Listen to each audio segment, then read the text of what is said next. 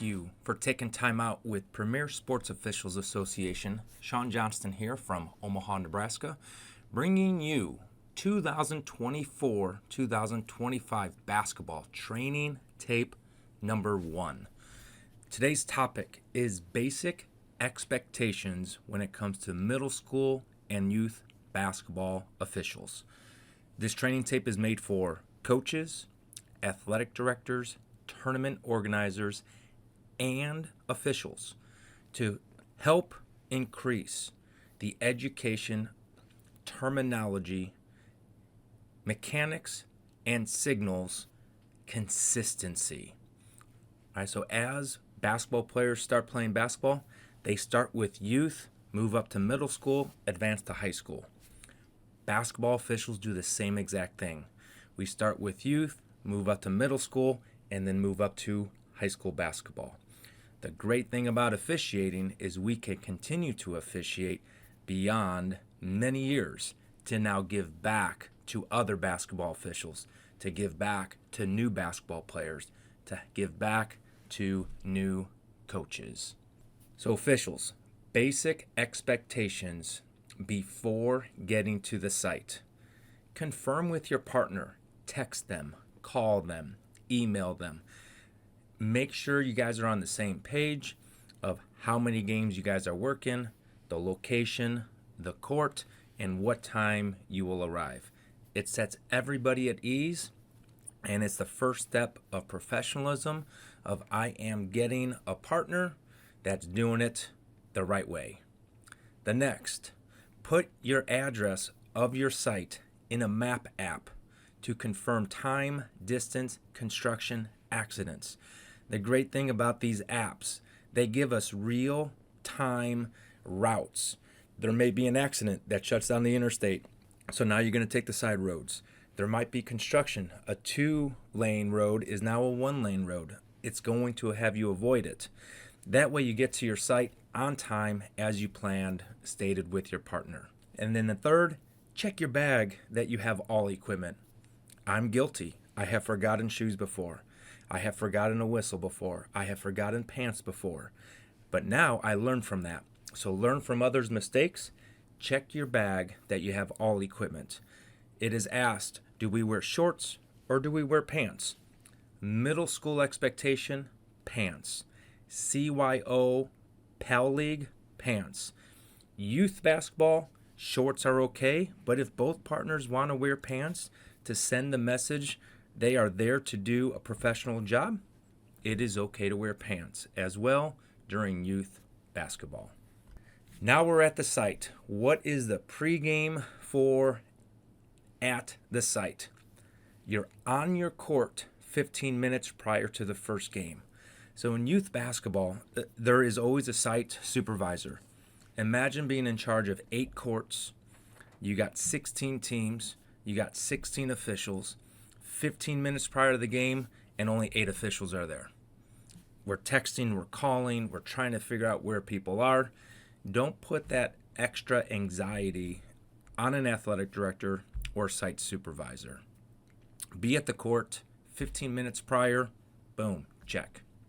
Next, before every single game, officials, meet the head coaches.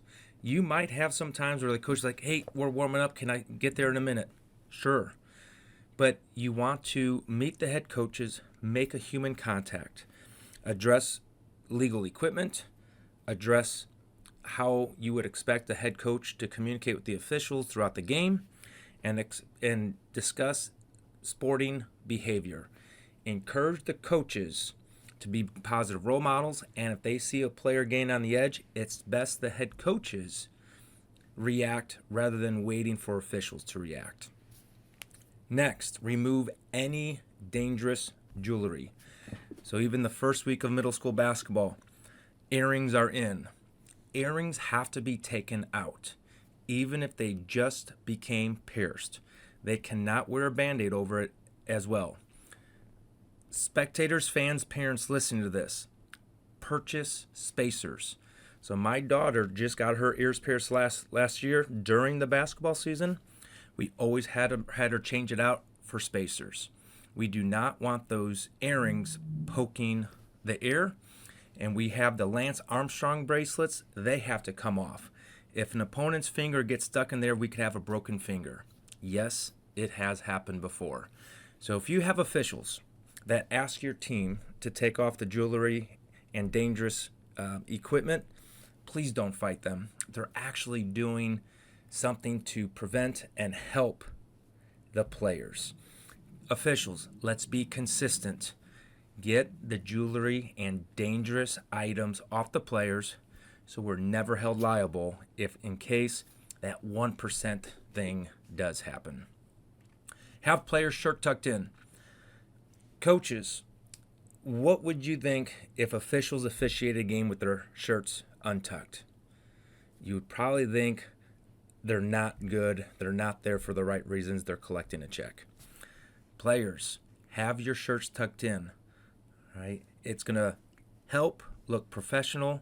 You're there for the right reason. And it's going to prevent situations throughout the game when your shirt is tucked in. Officials, players, coaches at time, wear different shoes from what you bring outside to inside the gymnasium. Early in the fall, it's not that big of an issue.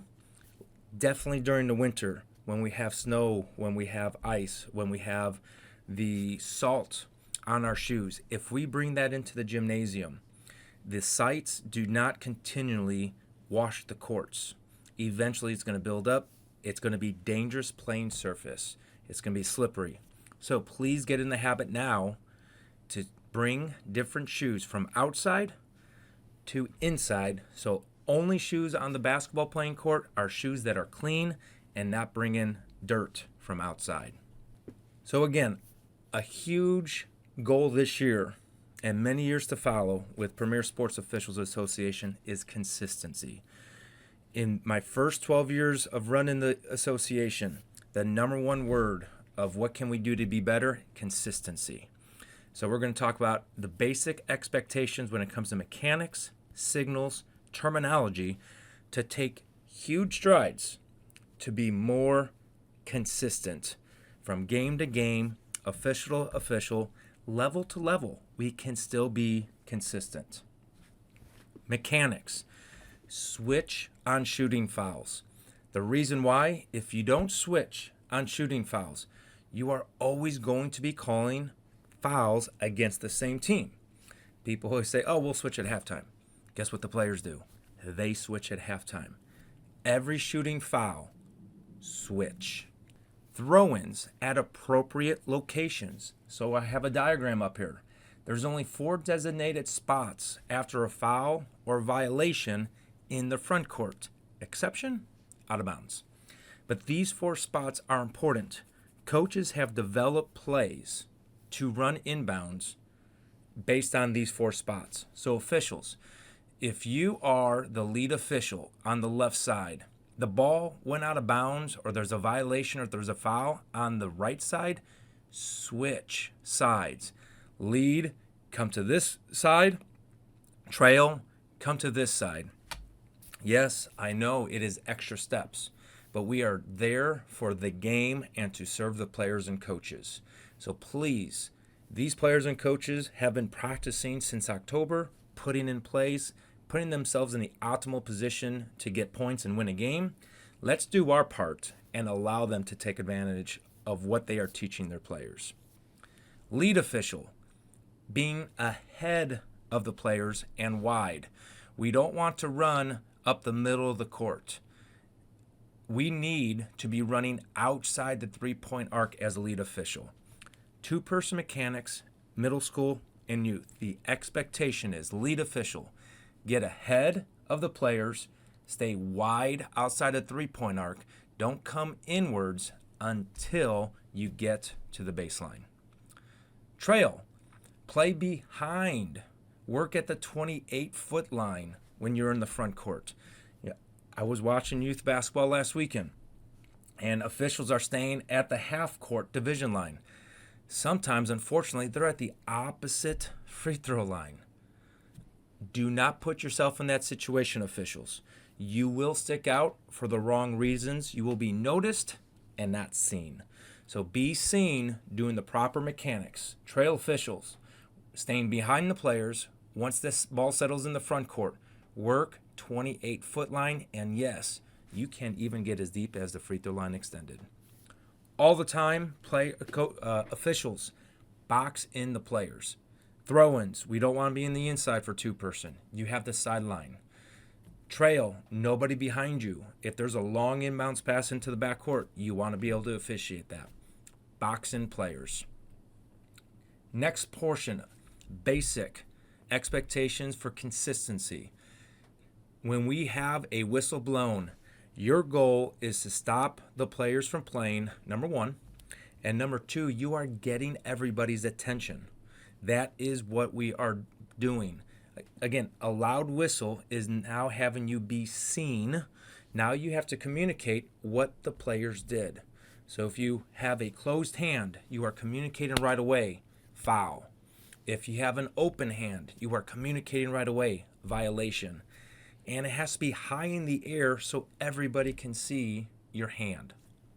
Closed hand, foul. Open hand, violation. Use federation signals only.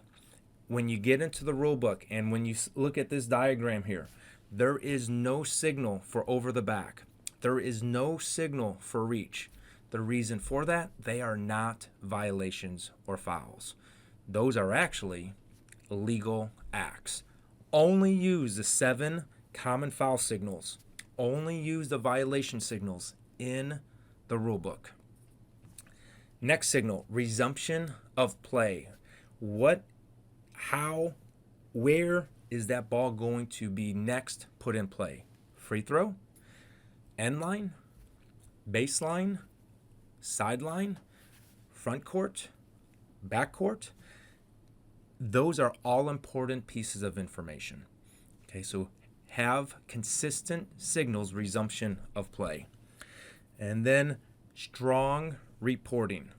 There's a reporting area inside the volleyball court. All right, be seen, not noticed. All right, we're not making a theatrical entertainment comedy, but we are making a theatrical presentation to the coaches, to the scorekeepers, and to the fans of what the players did. Last basic expectations when it comes to consistency is terminology. We just spent 2 practices going over terminology of fouls, terminology of violations. We need to be able to use rulebook terminology to communicate what the players did. This is part of the education process. So if a player violated, travel. How? What did I do? You lifted your pivot foot prior to the start of the dribble. Now the coach knows what they did incorrect.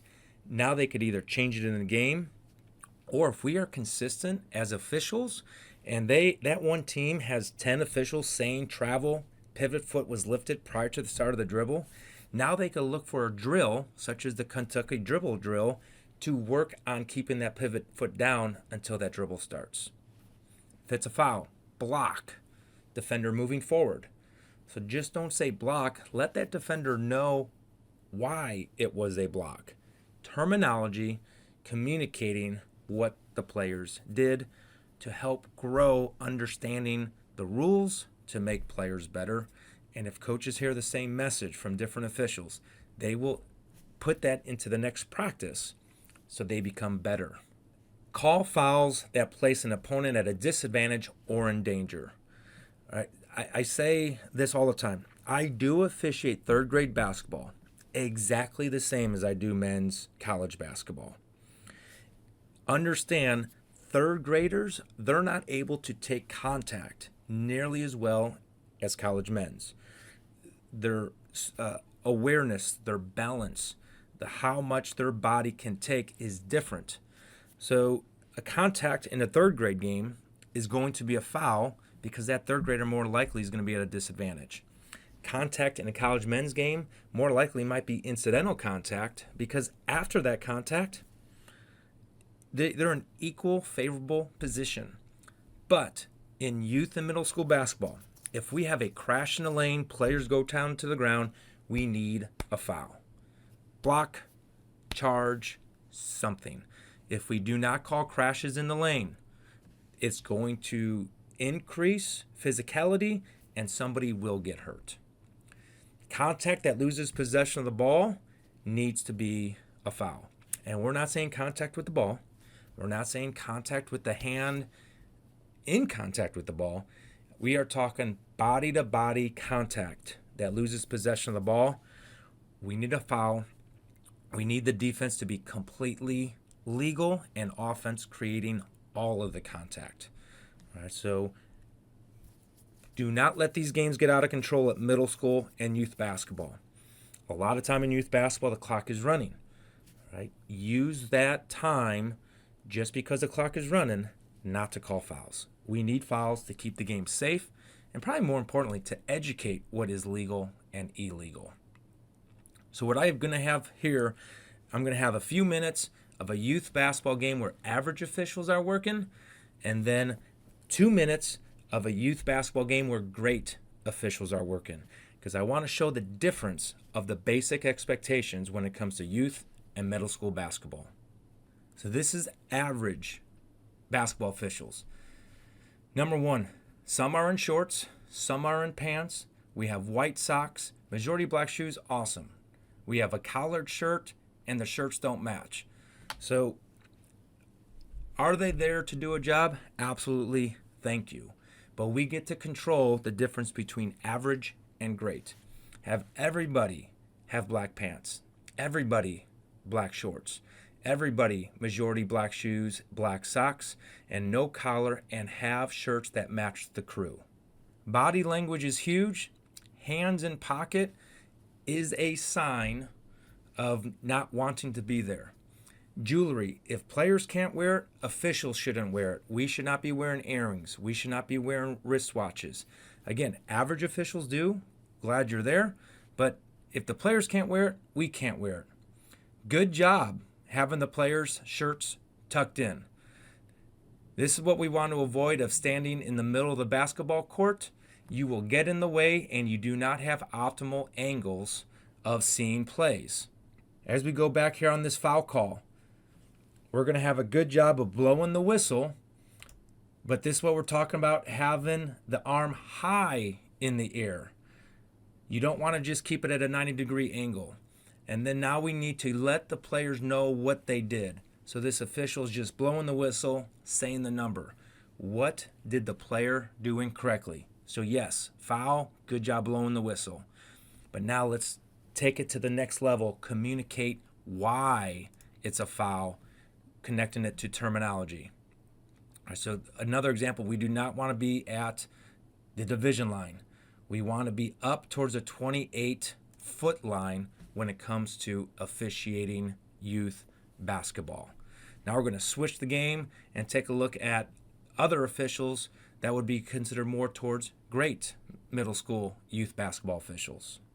All right, so just uniform. Both have black pants, both have matching shirts. All right, that is the first impression you're going to send the players, coaches, and fans when you walk onto the basketball court and or gym. It doesn't take long to separate the average and the great. Be great. Just a toss here between average and great. Average started at the waist, great started at the head. It's just little things that are different that will separate officials. All right, so on this one, we didn't have an arm raised high in the air. We had an opportunity to let the whole gym know, hey, I'm here ready to go, and I am ready to go. Arm raised high in the air, and then point that direction, white. All right, so good job, trail official here at the 28-foot line. We have the lead being wide, boxing in players. We have both officials staying on the shot. Trail official trailing, staying behind. That's exactly what we need as a trail official. In the lead, we don't see him on film because he's ahead of the players and wide. All right, so great job working down As that ball settles in the front court, we are near the 28-foot line. This is great basketball officiating, right? We're using signals. We're communicating what the players are doing. We are watching our primary coverage areas, all right? Boom, foul, push, resumption of play. I want to rewind that just a little bit to go over that again. All right, this is the difference between average and good and great officials. We have an arm up, good. Keep it up a little bit longer to be great. We have a preliminary signal, push, good. If we're telling a story so the player knows what he did, displace the opponent to the ground, great. And now we have the resumption of play. Baseline out of bounds on that side of the court. That is good. Right. Now we are switching on fouls, which is absolutely awesome. Yes, quote unquote, long switch. Did they have to switch on with this one? No, but that's what made them great. That is the true mechanic. Since this is not a shooting foul, you don't have to switch. We need to switch on every shooting foul. All right, so we just watched each game about 1 minute, and it's very clear the difference between average, good, and great. Officials, choose to be great. It is all in our control. The greater we are with consistent mechanics, signals, and terminology, the less unsporting behavior we're going to experience. I would like to finish off this training tape number 1, and this is really more for coaches and tournament organizers. We do have PSOA accountability, and really the accountability is helping share information that you see to provide it back to our coaches so we can help get officials from needs improvement to average, average to good, good to great. It's not turning in an official. It's not blackballing an official. It's providing information of what our officiating staff can do so when the next time they go out, they're better. It's no different than helping players. We do have coaches. We do have team captains that will be doing this, but feel free, our email, psoa@premiersportsofficials.com. Provide examples of great officiating. When we send that to the officials, that makes them feel great and want to come back. Provide examples of how officials are good. And then if there are specific small details that can make them better, share it. Average. Examples of what they can do to separate themselves from the rest of the pack. You know, different shorts, different shoes, how they wear their shirt, movement, mobility, consistent movement and mobility. And then if you do run into a needs improvement official, this might be a new official. It might be their first year. So instead of yelling, screaming, treat them with unsporting behavior, take video. Send it to psoa@premiersportsofficials.com. I will take a look at those videos. I will type up an email of small things this official can do, and then I will send it to the official. So it is me sending the video to the official, and the easiest way for officials to get better is self-reflection through video. Right? If we're not shown or told how we can improve, we're going to keep on doing what we do. So please, coaches, organizers, we do have captains and coaches who are already doing this. At any time, contact psoa@premiersportsofficials.com, and we want to help all officials to get better throughout the season. So thank you for taking time out with PSOA today. Subscribe to the channel. That way you are going to get continued shorts, continued ruled questions, and our weekly training tapes to help with consistency, game to game, level to level, and year to year. Officials, remember, you're only as good as your best player.